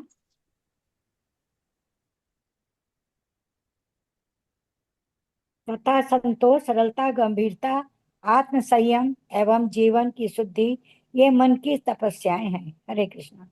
हरे कृष्णा। मन प्रसादा, मन को प्रसन्न करने वाले कार्य करिए। क्षमा है, उदारता है, दया है, ये सब क्या है? मन के कार्य हैं। संतुष्टि किसको मिलती है? मन को मिलती है। भौतिक जगत में संतुष्टि नहीं है, लेकिन संतुष्टि का मन मतलब मन बहुत बड़ा मन का रोल होता है संतुष्टि में। कोई दाल रोटी खाता है, उसी में संतुष्ट हो जाता है। कोई 56 भोग उसको कमी पड़ा रहता है, उसको 108 चाहिए। तो हमारे प्यास क्या है? हम ये सोचेंगे तो हम संतुष्ट हो जाएंगे, और जब हम सोचेंगे कि उनके पास क्या है, तो हम असंतुष्ट ही रहेंगे। आजकल देखिए विज्ञापन इंडस्ट्री है, इसी बात पे फूल रही है कि ये क्रीम लगाओ तो गोरे हो जाओ, ये कपड़े पहनोगे तो सुंदर लगोगे। तो ये सारी विलासिता की तरफ खींची जा रही है। लेकिन शास्त्र पढ़ेंगे तो भगवान की लीलाओं में आकर्षण होगा। मौन व्रत वाणी की तपस्या होती है, और यहाँ भगवान उसको भी मन की तपस्या कहते हैं। श्रील प्रभुपाद जी कहते हैं अगर मन अशांत है, हलचल है ना, तो हम बाहर से कुछ भी बोल रहे हैं ना, वो तो प्रभाव डालता ही। अगर हम ना भी बोले तो भी वो जो है वो व्रत नहीं है, मौन व्रत वो भी तब भी नहीं, क्योंकि मन शांत नहीं है, धीर नहीं है, स्थित नहीं है। तो मौन व्रत भी बेकार है, क्योंकि अंदर से हम बहुत कुछ बोल रहे हैं। तो मौन व्रत की सेवा शारीरिक नहीं, वाणी की नहीं है, मानसिक स्तर पे हमको होनी चाहिए। दिमाग चिल्ला रहा है, रो रहा है, सहन करना मुश्किल हो रहा है, तो अशुद्ध विचारों का जमावड़ा लगा हुआ, मेला लगा हुआ है। शुद्ध विचार लेके आना है। अन्यथा कहते हैं ना, जब मेढक होता है वो टर टर बोलता है, तो होता क्या है? वो सांप को आमंत्रण देता है कि आओ मुझे खा लो। तो वाणी को हमेशा ऐसा होना चाहिए जो कि दूसरों को खुश करे। और साथ ही साथ मन की तपस्या ये होनी चाहिए कि संतोष आए, सरलता आए, गंभीरता आए, जीवन शुद्ध हो जाए, संयम आए, और आत्म साक्षात्कार का प्रयास करें। हरे कृष्णा। हरे कृष्ण माता जी। श्रद्धया परया तप्तं तपस्तत्त्रिविधं नरे, अफलाकांक्षाभिर्युक्तै सात्विकं परिचक्षते। हरे कृष्ण। हरे कृष्ण माता जी। भौतिक लाभ की इच्छा न करने वाले तथा केवल परमेश्वर में प्रवृत्त मनुष्यों द्वारा दिव्य श्रद्धा से संपन्न यह 3 प्रकार की तपस्या सात्विक तपस्या कहलाती है। हरे कृष्णा। हरे कृष्ण। नर है, मनुष्य नर कहा जाता है ना, मनुष्य को नर कहा जाता है। आजकल नर है, नारी है, ये सब वर्ड्स पीछे होते चले जा रहे हैं, जबकि बहुत सुंदर शब्द हैं। तो नरे मनुष्य जो सात्विक तप कर रहा है, भगवान रजोगुणी और तमोगुणी को तो नर की श्रेणी में भी नहीं रख रहे हैं। वो नरे किसको कह रहे हैं? जो सात्विक है, सात्विक तप श्रद्धा है, जिसकी त्रिविध तप है, जो मनसा वाचा शरीर से होता है तप। तो जो सतोगुणी तप होता है, शुद्ध होता है, शुभ होता है, सतोगुणी चेतना उससे आती है। यदि सतोगुणी नहीं आ रही है, हमारी चेतना अभी नहीं हुई है, तो भक्तों का संग करके हम सतोगुण में पहुंच भी सकते हैं। तो इस तरह की जो तपस्या होती है, जो भौतिक लाभ नहीं चाहती है, कोई फल नहीं चाहती है, दिव्य होती है। हरे कृष्ण। हरे कृष्ण। सत्कार मान पूजार्थं तपोदम्भेन चैव यत् क्रियते तदिह प्रोक्तं राजसं चलद् अध्रुवम्। हरे कृष्णा। जो तपस्या दम पूर्वक तथा सम्मान सत्कार एवं पूजा कराने के लिए संपन्न की जाती है, वह राजसी रजोगुनी कहलाती है। यह न तो स्थायी होती है, न शाश्वत। हरे कृष्ण। हरे कृष्ण। तो रजोगुणी जो तप होता है स्थायी नहीं होता है। जैसे न्यू ईयर पे रेजोल्यूशन ले लिया कि 1 तारीख को या जन्मदिन पे लोग संकल्प ले लेते हैं, फिर उसको सबको बता के खूब प्रचार करते हैं, और 31 तारीख तक आते आते टूट जाता है। तो ऐसा व्रत कोई लाभ नहीं देता है। रजोगुणी जो तप करते हैं यश के लिए, सम्मान के लिए, और कलयुग में तो ऐसी तपस्या बहुत देखने को मिलती है, लेकिन इसका लाभ क्या मिलता है? भौतिक मिलता है, आध्यात्मिक लाभ नहीं होता है। अब एकादशी व्रत करेंगे और मन ही मन केवल स्वाद इसको बचा के रख देते हैं, कल खा लेंगे, तो शरीर तो व्रत कर रहा है, लेकिन मन व्रत नहीं कर रहा है। ऐसी तपस्या रजोगुणी कहलाती है। हरे कृष्णा। हरे कृष्ण। मूढग्राहीणात्मनो यत्पीडया क्रियते तपः परस्योत्सादनार्थं वा तत्तामसं समुदाहृतम्। हरे कृष्ण। हरे कृष्ण। मूर्खतावश आत्म उत्पीड़न के लिए या अन्यों को विनष्ट करने या हानि पहुंचाने के लिए जो तपस्या की जाती है, वह तामसी कहलाती है। हरे कृष्णा। हरे कृष्णा। तो मूर्ख लोग की तपस्या ऐसी होती है कि ऐसा तब करेंगे कि शरीर को कष्ट मिले, फल भी जो है वो दूसरों को अनिष्ट करने वाला होगा। तो ऐसी तपस्याएं जो है वो तामसी कहलाती है। मूर्ख लोग जो करते हैं, आत्म उत्पीड़न करते हैं, स्वयं को कष्ट देते हैं और दूसरों को भी कष्ट देते हैं। जैसे हिरण्यकश्यपु ने दिया, प्रहलाद को कितना कष्ट दिया उन्होंने। रावण ने भी जो है वो केवल कष्ट दे, दूसरों को कष्ट देते रहे हैं। तो एक कहानी हम बचपन में सुनते हैं ना कि एक व्यक्ति जो है तपस्या करता है भगवान की।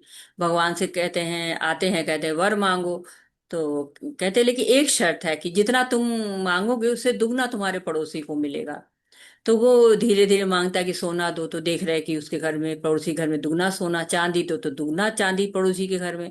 बड़ा उसको जलन होने, कष्ट होने लगता है। तो कहता है कि भगवान मेरे घर के सामने एक कुआं खुलवा दो। तो उन्होंने जो है कहा, पड़ोसी के यहाँ 2 कुएं खुद गए। तो कह रहा हाँ हाँ भगवान मेरी एक आंख फोड़ दो। तो पड़ोसी की दोनों फूट गई। तो वो पड़ोसी जाके कुएं में गिर गया।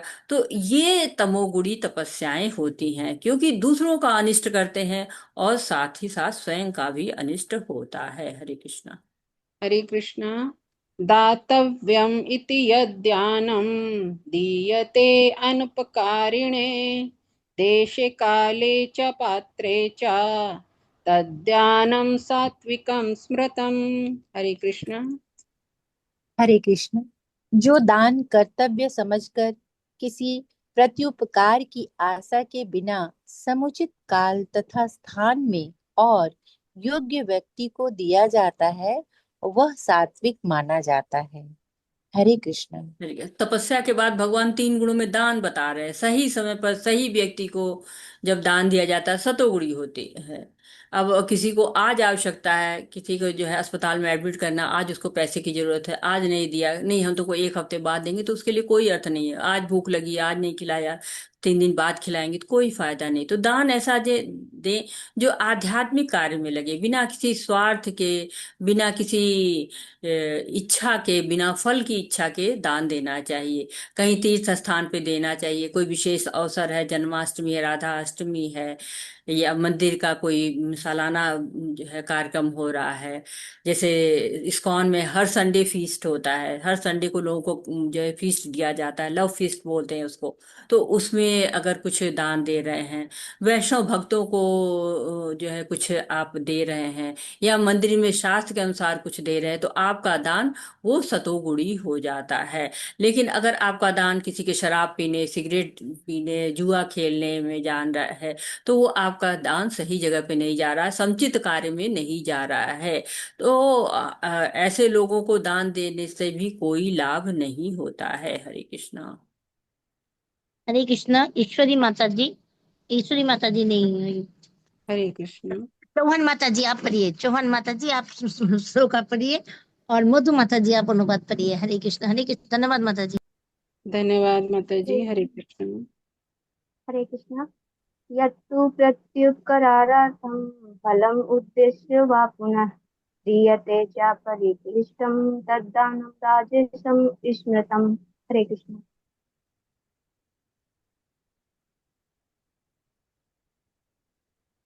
हरे कृष्णा। हरे कृष्णा। दंडवत प्रणाम माता जी। श्लोक 21। किंतु जो दान प्रत्युपकार की भावना से या कर्म फल की इच्छा से या अनिच्छा पूर्वक किया जाता है, वो रजोगुणी राजस कहलाता है। हरे कृष्णा। हरे कृष्णा।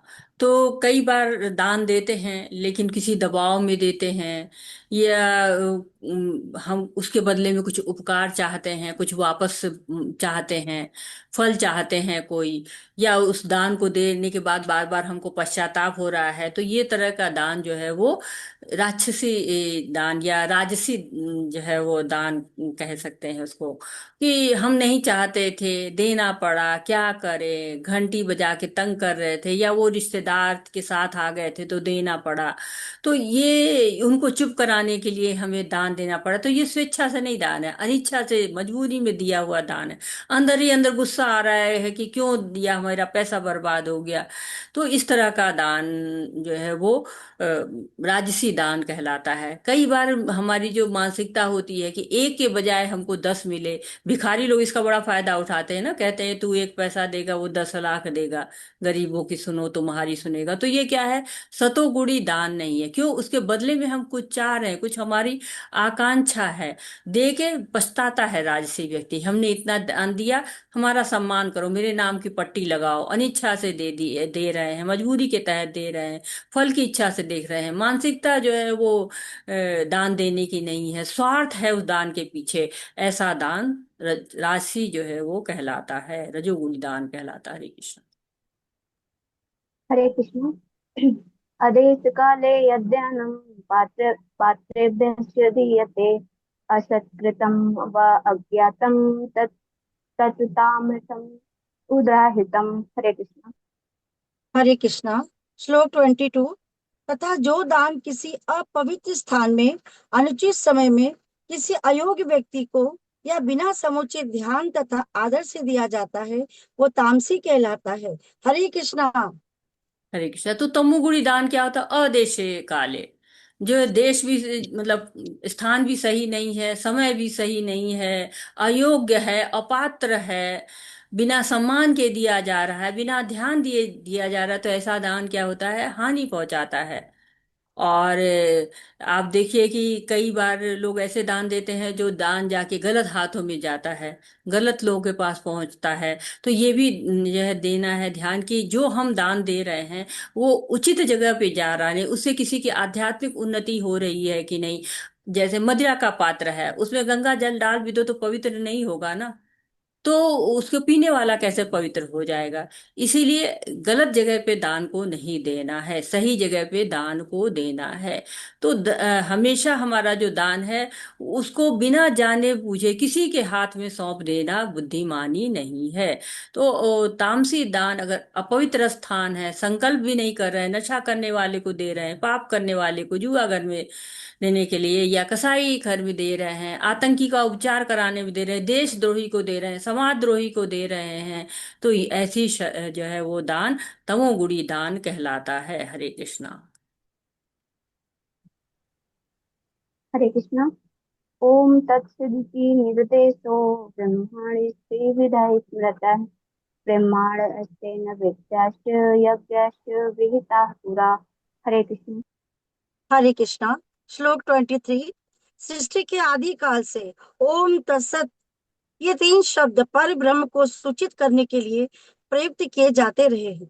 ये तीनों सांकेतिक अभिव्यक्तियां ब्राह्मणों द्वारा वैदिक मंत्रों का उच्चारण करते समय तथा ब्रह्म को संतुष्ट करने के लिए यज्ञों के समय प्रयुक्त होती थी। हरे कृष्णा। हरे कृष्णा। तो अभी तक जो हमने अर्जुन की जिज्ञासा पढ़ी पहले श्लोक में कि श्रद्धा अगर शास्त्रों पर आधारित न हो तो उसको क्या कहा जाएगा। 2 से 7 श्लोक तक श्रद्धा किस पर, 3 गुणों पर निर्धारित होती है इसके बारे में बताया गया। 8 से 10 श्लोक हमको बताते हैं कि 3 गुणों में भोजन कैसा होता है। 11 से 13 श्लोक बताते हैं कि 3 गुणों में यज्ञ कैसा होता है।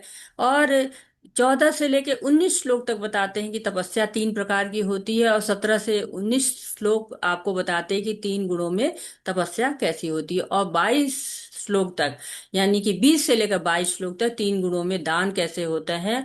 और अब हम निष्कर्ष पे आ पहुंचे हैं, भगवान हमको निष्कर्ष बता रहे हैं।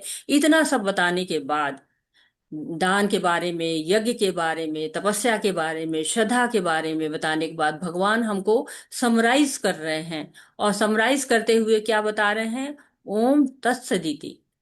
सृष्टि के आदि काल से, आज से नहीं, आदि काल से, न जाने कब से, शुरुआत से ही ओम तत्सत ये 3 शब्द परम ब्रह्म को सूचित करने के लिए प्रयोग किए जाते हैं। ये परम ब्रह्म के लिए इस्तेमाल करते हैं, ये किसी जीव के लिए नहीं इस्तेमाल होते हैं, भगवान के लिए इस्तेमाल होते हैं। परम ब्रह्म को, जो परम है, परम सत्य कहते हैं। 3 स्तर होते हैं परम सत्य के। कोई बताएगा कौन कौन से होते हैं 3 स्तर। परम सत्य को कैसे हम 3 रूप में जान सकते हैं। ब्रह्म परमात्मा भगवान। हाँ, ब्रह्म परमात्मा और भगवान। ब्रह्मेति परमात्मेति भगवानेति शब्दते। तो यहाँ परम ब्रह्म की बात हो रही है। परम ब्रह्म के लिए ये 3 शब्द बोले जाते हैं, ओम तत्सत। ये क्या है, तीनों सांकेतिक अभिव्यक्तियां हैं। सांकेतिक, संकेत रूप में दी जाती हैं, सांकेतिक अभिव्यक्तियां हैं। और ब्राह्मण और जो वैदिक मंत्र होते हैं उनमें इनका प्रयोग किया जाता है। तो ब्रह्म को संतुष्ट करने के लिए, भगवान को संतुष्ट करने के लिए, यज्ञ में संतुष्ट करने के लिए इनका प्रयोग होता है। तो जो है, पहले हमने जो 16वें अध्याय पढ़ा था कि दैवी संपत्ति मोक्षाय निबंधया आसुरी मता। तो जो दैवी गुण होते हैं वो मोक्ष प्रदान करते हैं और आसुरी गुण बंधन देते हैं। पर जो दैवी गुण कब मोक्ष प्रदान करते हैं, जब यज्ञ, दान और तपस्या उचित संकल्प के साथ किया जाए, उचित बुद्धि के साथ किया जाए। तो 17वां अध्याय अर्जुन के प्रश्न से शुरू हुआ था कि जो शास्त्रों में विश्वास नहीं रखता उसकी श्रद्धा किस गुण में होती है। तो श्रद्धा जो है वो अब हो गया 3 तरह की होती है। एक होती है दिव्य श्रद्धा, दूसरी होती है शास्त्रीय श्रद्धा, और तीसरी होती है अशास्त्रीय श्रद्धा। तो जो शास्त्र है उनमें प्रयोग किया जाता है ओम तत्सदिति। प्रभुपाद जी जब कोई श्लोक की व्याख्या करते थे तो हमेशा कहते थे ओम तत्सत, ओम तत्सत। तो जो ब्राह्मण होते हैं जब परम सत्य का स्मरण करते हैं तो ओम शब्द को याद करते हैं। ओम शब्द क्या कहता है, सत्य को प्रतिनिधित्व करता है। भक्ति विनोद ठाकुर कहते हैं कि 2 प्रकार के भगवान के नाम होते हैं। जैसे हमारे होते हैं ना, जो प्रियजन होते हैं, घर के लोग होते हैं, वो हमें दूसरे नाम से बुलाते हैं। और स्कूल में हमारा एक आधिकारिक नाम होता है। तो वैसे ही देवकी नंदन है, यशोदा नंदन है, राधिका वल्लभ है, ये प्राइमरी नाम है। जो भगवान को भौतिक जगत से और आध्यात्मिक जगत से जोड़ते हैं। लेकिन जो परम सत्य है, परम पुरुष है, पुरुषोत्तम है, उत्तम श्लोक है, ये सेकेंडरी नाम है। हम कह तो श्री कृष्ण को ही ले रहे हैं, पर स्पष्ट नाम नहीं ले रहे हैं। ये केवल क्या है, आध्यात्मिक जगत का प्रतिनिधित्व करते हैं। अब देवकी नंदन जब हम कहते हैं तो हमें यहाँ का वृंदावन भी याद आता है और वैकुंठ के भगवान भी याद कर आते हैं। यशोदानंद कहते हैं तो यशोदा हमें वृंदावन में याद आती है, और साथ ही साथ भगवान जो है वो जो आध्यात्मिक जगत में है वो भी याद आते हैं। तो ये दोनों, भौतिक जगत और आध्यात्मिक जगत दोनों में होते हैं, लेकिन परम सत्य केवल आध्यात्मिक जगत में रहता है। जो परम पुरुष है वो आध्यात्मिक, पुरुषोत्तम आध्यात्मिक है। हम श्री कृष्ण को ही कह रहे हैं। तो वैसे ओम तत्सत भगवान का सेकेंडरी नेम होता है। भगवान का नाम ओम सभी श्रुतियों में है, सभी शास्त्रों में, यज्ञों में, दान में, तप में, सब में इसका प्रयोग होता रहता है। तो हमें क्या करना है, भगवान का नाम लेना है। भगवान के जो है वो ओम कह के हम सारे वैदिक मंत्रों को जो बोलते हैं, जितने भी मंत्र हैं वैदिक, सब में ओम से शुरुआत होती है। तो ये भगवान का सांकेतिक अभिव्यक्ति है, सांकेतिक रूप में भगवान का नाम है। डायरेक्ट हम श्री कृष्ण नहीं कर रहे हैं, डायरेक्ट हम गोपाल, गोविंद, मुकुंद नहीं कह रहे हैं, हम उनको ओम से बुला रहे हैं। हरे कृष्णा। हरे कृष्णा। तस्मात् ओम इत उदाहृत्य यज्ञदान तपः क्रिया प्रवर्तन्ते विधानोक्ता संततम् ब्रह्मवा आदीनाम। हरे कृष्ण। हरे हरे कृष्णा। श्लोक 24। अतएव योगी जन ब्रह्म की प्राप्ति के लिए शास्त्रीय विधि के अनुसार यज्ञ, दान तथा तप की समस्त क्रियाओं का शुभारंभ सदैव ओम से करते हैं। हरे कृष्णा। हरे कृष्णा माता जी, बहुत बहुत धन्यवाद। तो कहते हैं ना कि जब हम थोड़ी उम्र हो जाती है तो भगवान का नाम ले, लेकिन भगवान का नाम तो हमें शुरू से ही लेना चाहिए। कहते हैं कि जब हम 60 साल के तक रहते हैं, टिल 60, कहा जाता है कि 60 साल की उम्र तक हमको समाज की भी सेवा करनी है और डीटी सेवा भी करनी है। पहला अपना वर्क प्लस डीटी बोला जाता है। 60 साल से 80 साल तक केवल डीटी की सेवा करनी है। मान लीजिए 100 साल की उम्र मानी गई है, उस हिसाब से कहा जाता है कि वैसे तो 100 साल तक सभी लोग जीवित नहीं रहते, तो उसी हिसाब से हमको अपना परिवर्तन कर लेना चाहिए। लेकिन यहाँ 100 साल तक की बात अगर करें तो 60 साल तक हमको अपने भौतिक कार्य जो हैं, जो हमको कर्तव्य मिले वो भी करने हैं, और प्लस सेवा करनी है भगवान की। 60 से 80 तक हमको भगवान की सेवा में करनी चाहिए। अब हमारे जो भौतिक जगत के कार्य पूरे हो गए हैं, अब केवल उतने ही कार्य करने चाहिए जिससे भगवान के ही कार्य हो। डीटी सेवा, प्रचार प्रसार करना चाहिए, भगवान के बारे में लोगों को बताना चाहिए।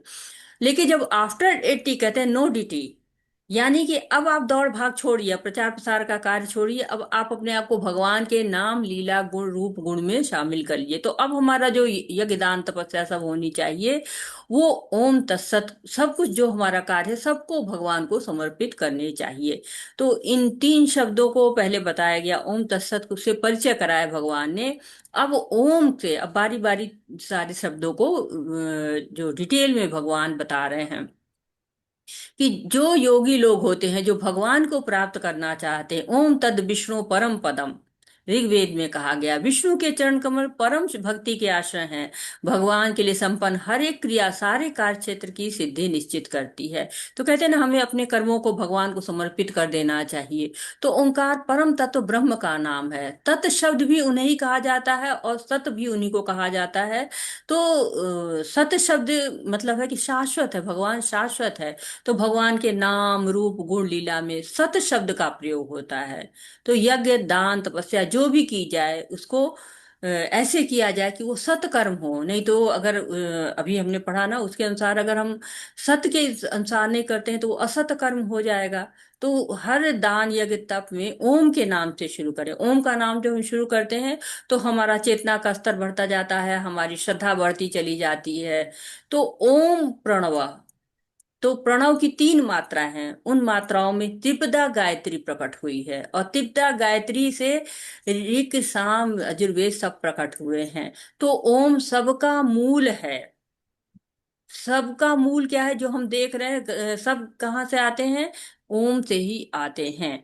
और ओम शब्द, जब भी हम कहते हैं ना ओम शब्द लोगो है, जैसे हर चीज का लोगो बनता है ना, जब गाड़ी हम खरीदते हैं तो मारुति सुजुकी उसका लोगो है, हीरो होंडा उसका लोगो है, तो महिंद्रा उसका लोगो हो, वैसे ओम शब्द लोगो है। जहाँ ओम है यानी कि वहां भगवान की ही बात हो रही है, भगवान ही याद किए जा रहे हैं। हरे कृष्णा।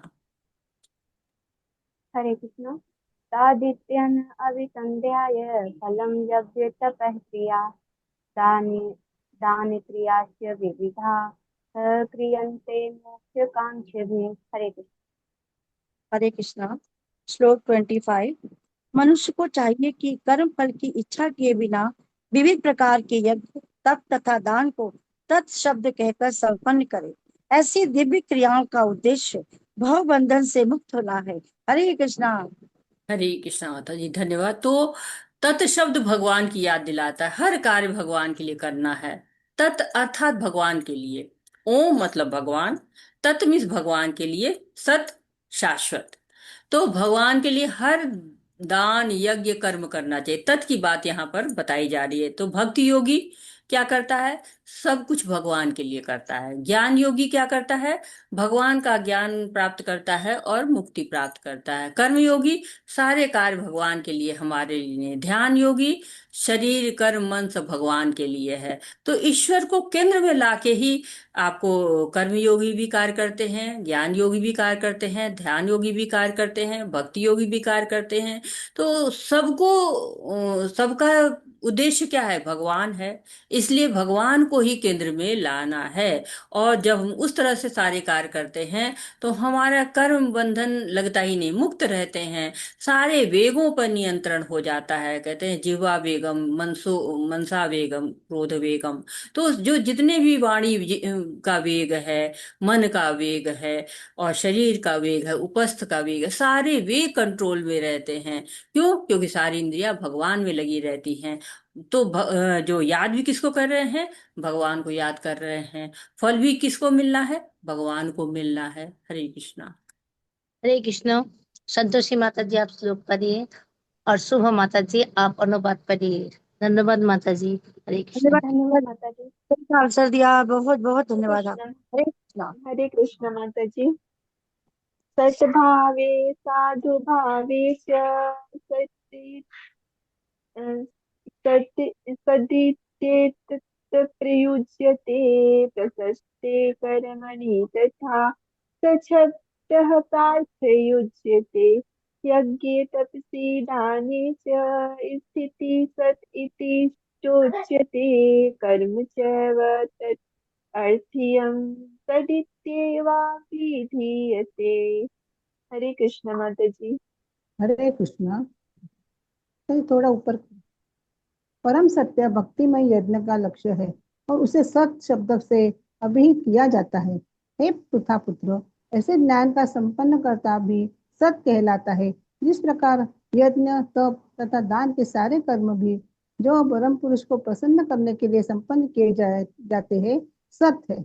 हरे कृष्ण माता। हरे कृष्ण। तो जो भी कार्य हम करते हैं वो भगवान ही उसका लक्ष्य होते हैं, परम ब्रह्म ही लक्ष्य होता है। और ओंकार जो है वो परम ब्रह्म का नाम है। तत् शब्द से उनकी सेवा करनी है। और सत्य शब्द बताता है कि वो शाश्वत है, सर्व कारण कारणम, ईश्वर परम कृष्ण सर्व कारण कारणम है। तो भगवान ही एकमात्र सत्य है। और भागवतम में भी कहा गया कि भगवान और उनके भक्तों के संग अगर हम करते हैं तो हमारी चेतना विकसित होती है और हम शुभ कार्य करते हैं। तो इस जगत में जो भी मांगलिक कार्य हैं, शुभ कार्य हैं, सत्य कार्य हैं, सब जो है वो भगवान के लिए ही है। श्री कृष्ण में ही हमको समर्पित करना है। तो यज्ञ दान तप सब भगवान के लिए हैं। और जब वो भगवान के लिए होते हैं तो उसका परिणाम शाश्वत होता है। तो 5 प्रकार के सत्य की व्याख्या होती है। एक तो भगवान श्रेष्ठ है। दूसरा, मंगलिक कार्यों में सत्य शब्द जोड़ते हैं। यज्ञ दान तप में सत्य शब्द जोड़ते हैं। जो जन्म से लेके गर्भाधान तक के जो भी संस्कार होते हैं उसमें सत्य शब्द का प्रयोग करता है। जीव। और आध्यात्मिक स्थिति जब वो हमारी होती है तो भी सत का प्रयोग होता है, भक्तों का संग, गुरु का संग, ये सब जो है वो सत होता है। तो ओम तत्सत का प्रयोग करके जो यज्ञ दान तप में जो भी कमी आती है, हमारा अगर जो भी कार्यकलाप में थोड़ी कमी आ जाती है, वो भी नष्ट हो जाता है, शुद्ध हो जाता है, सत हो जाता है। तो सत्य की बड़ी महिमा है। जब उसमें भगवान शामिल हो जाते हैं किसी भी कार्य में, तो वो सत्य हो ही जाता है। हरे कृष्णा, क्योंकि भगवान सत्य है, परम सत्य सत्य हो। हरे कृष्णा। हरे कृष्णा। अश्रद्धया हुतं दतं तपस्तप्तं कृतं च यत् आसीत् इत्युच्यते पार्थ न च तत्प्रेत्य नो इह। हरे कृष्ण। हरे कृष्णा। हे पार्थ, श्रद्धा के बिना यज्ञ दान या तप के रूप में जो भी किया जाता है वह नश्वर है, वह असत कहलाता है और इस जन्म तथा अगले जन्म दोनों में ही व्यर्थ जाता है। हरे कृष्ण। और श्रद्धा, श्रद्धा ही नहीं है तो यज्ञ करे, दान करे, तप करे, सब नश्वर है, असत है सब। न यहाँ पे फलदायक होगा भौतिक जगत में, न ही आध्यात्मिक जगत में, न ही इस जन्म में, न अगले जन्म में। क्योंकि सब श्रद्धा विहीन है, सब असत है, नष्ट हो जाएगा, शाश्वती नहीं रहेगा। जो असुर लोग होते हैं ना, वो लोग ऐसे कर्म करते हैं तो उनका न ये लोग सुधरता है, न अगला लोग सुधरता है। श्रद्धा ही नहीं रहती भगवान में, मनोधर्म से सारे काम करते हैं। लेकिन भगवान जो बता रहे हैं इस अध्याय में, वो जो समझ लेता है, स्वीकार कर लेता है, वो रजोगुणी और तामसी श्रद्धा को त्याग कर देता है और सतोगुणी बन जाता है, भगवान से अपना संबंध कर लेता है। इसीलिए इस पाठ का नाम रखा गया है श्रद्धा त्रय विभाग योग। यानी कि राजसी और तामसी श्रद्धा में आप भगवान से नहीं जुड़ सकते हैं। कब जुड़ेंगे? जब सात्विक श्रद्धा आ जाएगी। तो शरणागति लेनी है भगवान की, हाथ ऊपर करके, जैसे हम कहते हैं ना, हरे कृष्णा कृष्णा कृष्णा हरे हरे। तो हम भव सागर में डूब रहे हैं, हाथ ऊपर कर देते, पकड़ लो कृष्णा, उबारो, हम तुम्हारे सहारे हैं नाथ। जैसे अपराधी होते हैं ना, हैंड्स अप कर देते हैं, अब हम तुम्हारे हवाले हैं, पुलिस के हवाले हो जाते हैं। तो पुलिस के हवाले नहीं होना, हमको भगवान के हवाले होना है कि भगवान हाथ पकड़ो मेरा, हमको ऊपर के ले चलो, अपने साथ ले चलो। कहते हैं ना, जब प्रभुपाद स्टेप से लोग नाचते हैं, जब हरे कृष्णा कीर्तन पे लोग नाचते हैं, तो वो लोग नीचे के लोगों को भी शुद्ध कर देते हैं और हाथ उठा के ऊपर के लोगों को शुद्ध कर देते हैं। इतनी महिमा है हरे नाम में। तो हमारे कार्य तो कभी समाप्ति नहीं होते इस भौतिक जगत में। कोई बच्चा पढ़ रहा है, उसे कहिए कि बेटा सब पढ़ाई हो गई, तो कहेगा अभी कहाँ, अभी तो बहुत बाकी है। कोई औरत है, स्त्री है, पुरुष है, कहिए आपका कार्य समाप्त हो गया, कहेंगे अभी कहाँ, बहुत सारा काम बचा हुआ है। तो ये जीवन ऐसे ही चलता रहेगा, इसमें कभी समाप्ति ही नहीं होगा, अंतहीन सिलसिला है। तो करना क्या है? भगवान को अपने जीवन में जोड़ लेना है। अलग से तो हमें कभी, हम सोचे नहीं हम भगवान से जुड़ेंगे, अब ये हो जाएगा तो जुड़ेंगे, तो वो समय तो कभी आना ही नहीं है। तो हमें अपनी श्रद्धा को विकसित करना है। पहला चरण है भक्ति का, पहला चरण ही श्रद्धा है। उसके बिना तो हम आगे प्रेमा भक्ति तक पहुंच ही नहीं सकते हैं। हमारा जो लक्ष्य है भगवान से प्रेम करना, भगवान के घर जाना, भगवान के धाम को पहुंचना, उसका रास्ता जो है गेट वे श्रद्धा है। जैसे कहते हैं कि नरक का द्वार काम क्रोध लोभ है और प्रेम का द्वार जो है वो श्रद्धा है। इसी बात पे वाछा कल्पतरुभ्यश्च कृपा सिंधुभ्य एव च पतितानां पावनेभ्यो वैष्णवेभ्यो नमो नमः। अनंत कोटि वैष्णव वृंद कोटि की जय, वैष्णव शील की जय, प्रभुपाद की जय, की जय। भगवत हरे गीता की जय, की भगवत जय, गीता हरे की जय, की जय, सभी भक्तों हरे की जय। की हरे जय। कृष्णा हरे हरे कृष्णा हरे कृष्णा कृष्णा, कृष्ण कृष्ण कृष्णा हरे कृष्णा हरे हरे, हरे, हरे कृष्ण राम कृष्णा हरे हरे हरे, राम, हरे राम राम हरे हरे राम, हरे, हरे हरे कृष्णा कृष्णा हरे हरे कृष्णा, कृष्णा कृष्ण कृष्ण कृष्णा हरे कृष्णा हरे, हरे हरे, राम हरे हरे राम राम, हरे राम, राम राम राम हरे हरे हरे, हरे, हरे हरे कृष्णा कृष्ण कृष्ण हरे हरे, हरे राम राम राम हरे हरे। सभी का बहुत बहुत धन्यवाद आपका। हरे धन्यवाद। हरे हरे कृष्ण माता हरे जी। हरे कृष्ण। कृष्णा धन्यवाद मेरे बाबू प्रभु का, जी। बेटा। हरे कृष्णा सभी को, हरे कृष्णा। हरे कृष्ण धन्यवाद माता सभी जी। का। अगर किसी का हरे कोई कृष्ण प्रश्न माता है, जी। हरे कृष्णा, किसी को कोई बताइए, सुझाव हरे है, कृष्ण। आप कुछ ऐड करना चाहते हैं, आप कुछ त्रुटि सुधार करना चाहते हरे हैं, कृष्ण। तो मोस्ट वेलकम। हरे कृष्णा जी। जी दीपक प्रभु जी, हरे कृष्णा।